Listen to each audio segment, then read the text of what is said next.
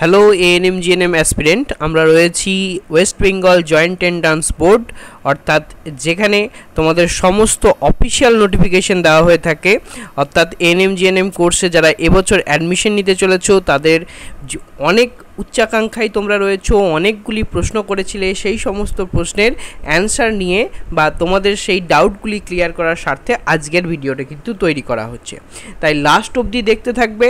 আর বলে রাখি, রেজাল্ট সংক্রান্ত, কাউন্সেলিং সংক্রান্ত এবং কোন কোন বিষয়ে খেয়াল রাখতে হবে, কিভাবে তোমাকে প্রস্তুতি নিতে হবে, 2023 সালে যদি এক্সাম তোমার মনে হয় যে একটু খারাপ হয়েছে, 2024 সালের প্রস্তুতি পর্বের জন্য তুমি নিঃসংকোচে চ্যানেলটি সাবস্ক্রাইব করে রাখতে পারো আর পাশে থাকা বেল আইকনটি চটজলদি দাবিয়ে দিতে পারো। আর ডেসক্রিপশন বক্সে একটি লিঙ্ক রয়েছে যেটি তোমাদের টেলিগ্রাম চ্যানেলের লিঙ্ক, যেখান থেকে তোমরা পরীক্ষা ওরিয়েন্টেড সমস্ত নোটিফিকেশন খুব সহজেই পেতে পারবে। তো সেজন্য সেখানে কিন্তু ট্যাপ করে নিয়ে জয়েন করে নিতে হবে। আইদার টেলিগ্রামে গিয়ে just only hashtag BUBIO search করলেই তোমরা পেয়ে যাবে।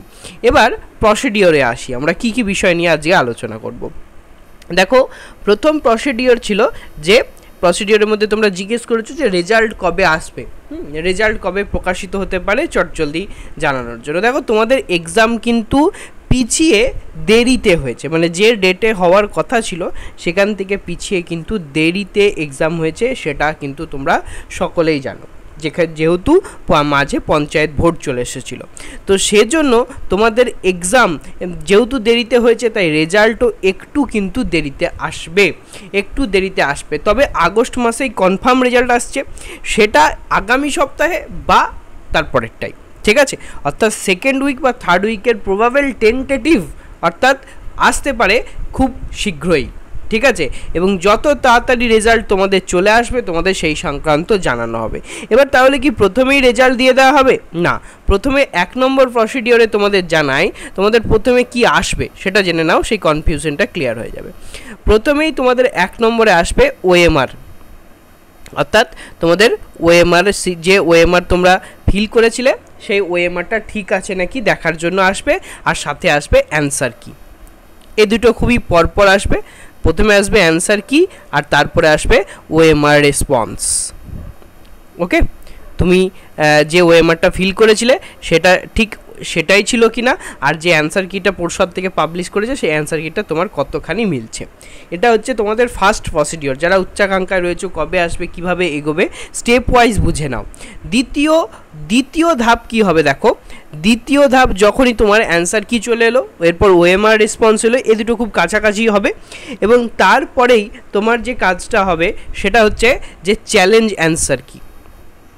চ্যালেঞ্জ অ্যান্সার কি, যদি অ্যান্সার কিতে কোনো সমস্যা থাকে তাহলে অ্যান্সার কি তোমরা চ্যালেঞ্জ করতে পারবে, একটি পুনরায় কিন্তু অ্যান্সার কি আবার আপডেটেড হবে এবং সেটাতে সম্পূর্ণ সঠিক অ্যান্সার কি নেওয়া হবে, এবং আপডেটেড হওয়ার পর যেই দ্বিতীয় আপডেটেড হয়ে যাবে তখন কিন্তু 3 নম্বরে ফাইনাল অ্যান্সার কি এসে যাবে। ফাইনাল অ্যান্সার কি আর সাথে সাথেই তার একদিনের মাথায় তোমাদের পাবলিশ হয়ে যাবে র্যাঙ্ক কার্ড, ঠিক আছে।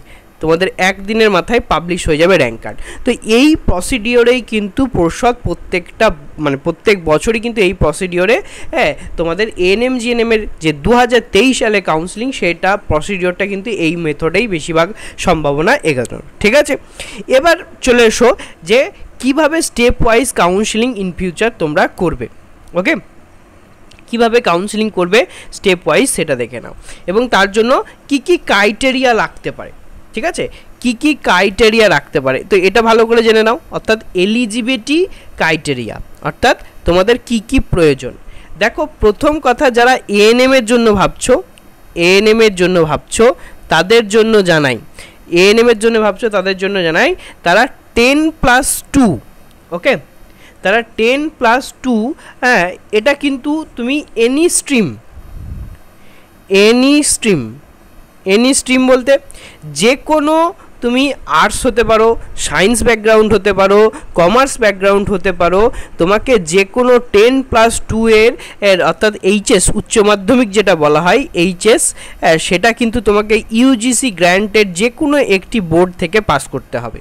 অনেকের প্রশ্ন ছিল এনআইওএস হলে কি হবে, রবীন্দ্রভারতী হলে কি হবে, মুক্ত বিদ্যালয় হলে কি হবে, প্রত্যেকটিই হবে সেটা যদি ইউনিভার্সাল গ্র্যান্ট কমিশন দ্বারা স্বীকৃত বোর্ড হয়ে থাকে।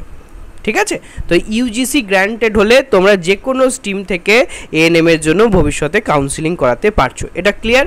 এনি বোর্ড এনি স্ট্রিম 10+2 হলেই চলবে।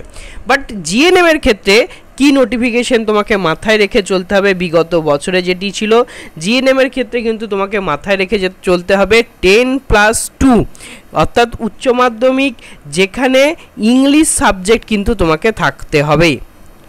জিএনএম এর জন্য ইংলিশ অ্যাজ এ সাবজেক্ট কিন্তু থাকতে হবে এবং তোমাকে মিনিমাম তুমি যে কোনো যে স্ট্রিম থেকেই তুমি অ্যাপ্লিকেবল করো না কিনা, হ্যাঁ মিনিমাম কিন্তু তোমাকে 40% এগ্রিগেট নিয়ে চলতে হবে, ওভারঅল 40% কিন্তু তোমাকে পেতে হবে। ঠিক আছে, ইংলিশ সাবজেক্ট নিতে হবে, এইচএসে ইংলিশ পাস করতে হবে, মিনিমাম তুমি যে স্ট্রিম থেকে আসো সেই স্ট্রিম থেকে ওভারঅল 40% স্কোর তোমাকে নিয়ে আসতে হবে। Clear concept? এবার দেখো, এবার প্রশ্ন হচ্ছে এজ, কারা কোন এজ থেকে তোমরা বিলংস করতে পারো, কিভাবে তোমরা এগোতে পারো। যাদের এজ 17 থেকে 35 তারা কিন্তু অ্যাপ্লিকেবল। কীরকমভাবে 17 থেকে 35?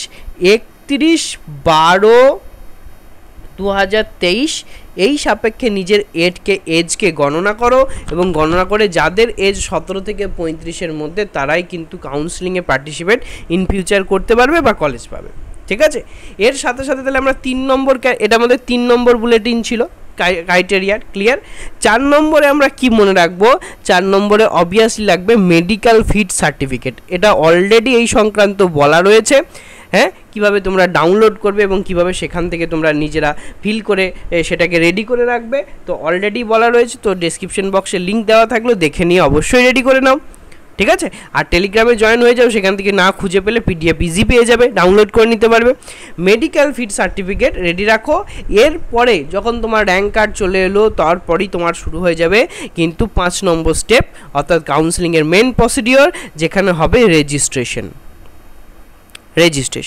রেজিস্ট্রেশন ফি তোমাদের কত লাগে? রেজিস্ট্রেশন ফি লাগে 500 টাকা বিগত বছরের। এবছর এখনো আপডেট আসেনি, এলে যদি বাড়ায় তাহলে অবশ্যই তা জানানো হবে। যেগুলো জানানো হচ্ছে টেন্টেটিভ, এখনো এই জাতীয় নোটিফিকেশন পর্ষদের ওয়েবসাইটে কিচ্ছু আপডেট নেই, আমরা ওয়েবসাইট দেখে নেওয়ার পর তোমাদের জানাচ্ছি। তো অবশ্যই যদি কোনো রকম কিছু আপডেট হয় আবার তোমাদের নোটিফিকেশন নতুনভাবে জানানো হবে, তো চ্যানেলে তোমাকে নজর রাখতে হবে। ক্লিয়ার? এবার এবছর আরেকটা নতুন সুযোগ বা নতুন বলতে পারো অফিসিয়াল নোটিফিকেশন রয়েছে যে জিএনএম এর ক্ষেত্রে যারা জিএনএম রয়েছে তারা কিন্তু জিএনএম এএনএম জিএনএম এর কাউন্সিলিং কিন্তু একসাথে হবে। এএনএম জিএনএম এর কাউন্সিলিং কিন্তু একসাথে হবে। তবে কি এএনএম এর কাউন্সিলিংয়ে কিন্তু কলেজ সংখ্যা গভর্নমেন্টে কম, 13টা কিন্তু কলেজ সংখ্যা কিন্তু রয়েছে। এবং যারা যে স্ট্রিমটা নিতে চাও, যারা এএনএম নিতে চাও তারা কনফার্ম এএনএম আগে সাজাবে, যারা জিএনএম নিতে চাও তারা জিএনএম এর গভর্নমেন্ট কলেজগুলি যেগুলো আগে থাকবে সেগুলো ফার্স্টেই সাজাবে। তো কলেজ সাজানোর ওপর তোমাকে যখন কলেজ চুজ করতে দেবে, অর্থাৎ সেই সুযোগটা তোমাকে কাজে লাগাতে হবে এবং সঠিক মেথডে সাজালেই তোমাকে অনেকজন অনেক রকমভাবে ফোন করবে, প্রলোভন দেখিয়ে যে আমরা কলেজ সাজিয়ে দিয়ে ইজিলি কলেজ, তুমি বাড়িতে বসে নিজের মতো করে কলেজ সাজিয়ে বাড়িতে বসে তুমি কলেজ পেতে পারো এবং কলেজে ভর্তি হতে পারো কোনো প্রলোভনে পা না দিয়ে। এবং সম্পূর্ণ চ্যানেল থেকে তোমরা সেগুলো আগামী দিনে সেই জাতীয় নোটিফিকেশন ইজি পেয়ে যাবে, কিভাবে সাজাবে, কোনগুলো আগে রাখলে ভালো হয়, কোনগুলো পরে রাখলে ভালো হয়। ঠিক আছে, তো জিএনএম কলেজ যারা আগে রাখবে আমার মতে তারা কিন্তু বেনিফিশিয়াল রোল একটু বেশি পাবে, কারণ জিএনএম এর গভর্নমেন্ট কলেজ কিন্তু বেশি আছে।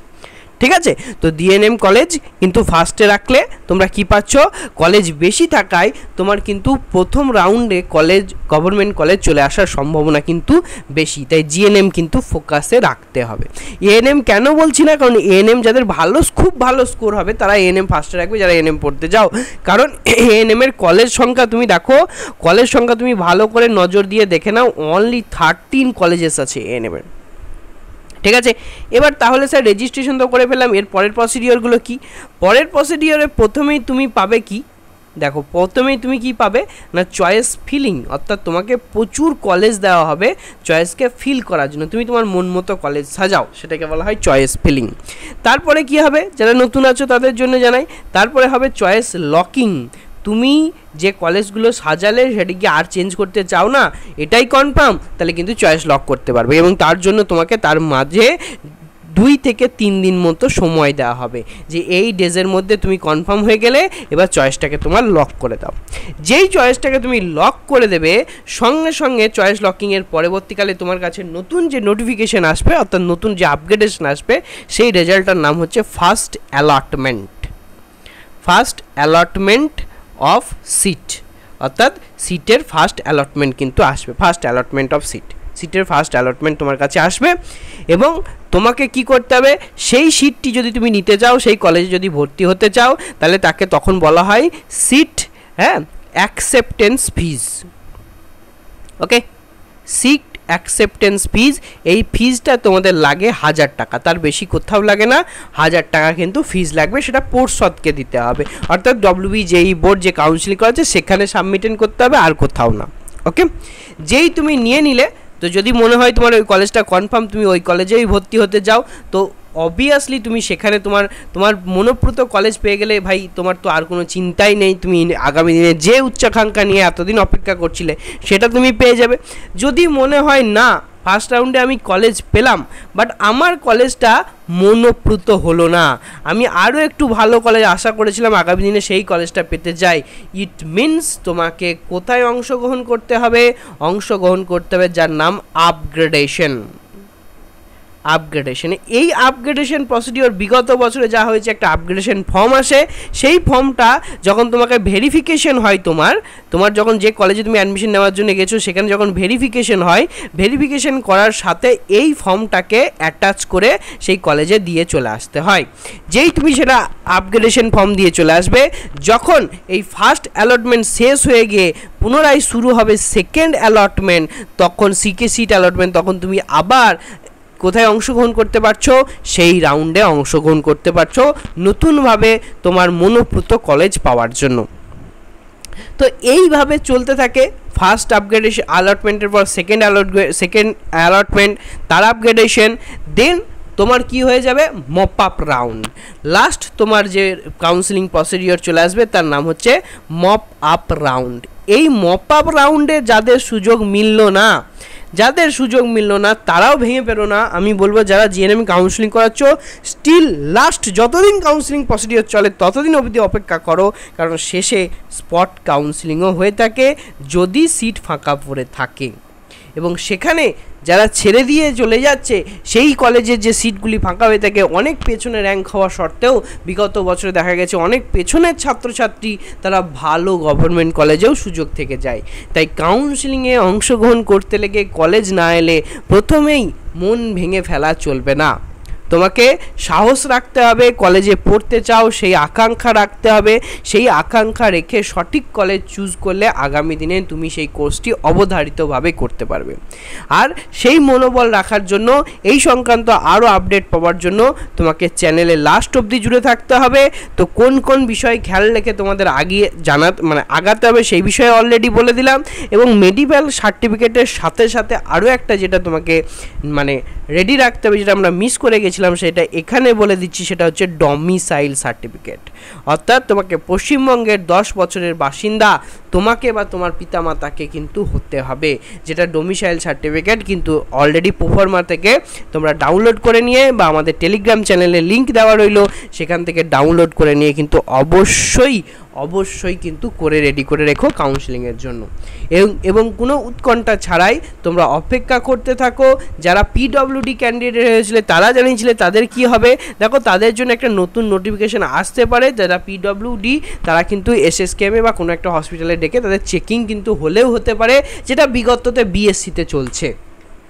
ঠিক আছে, সেটা হলেও কিন্তু হতে পারে, এবং না হলে সার্টিফিকেটটাকে ভেরিফাই করা হবে অবভিয়াসলি।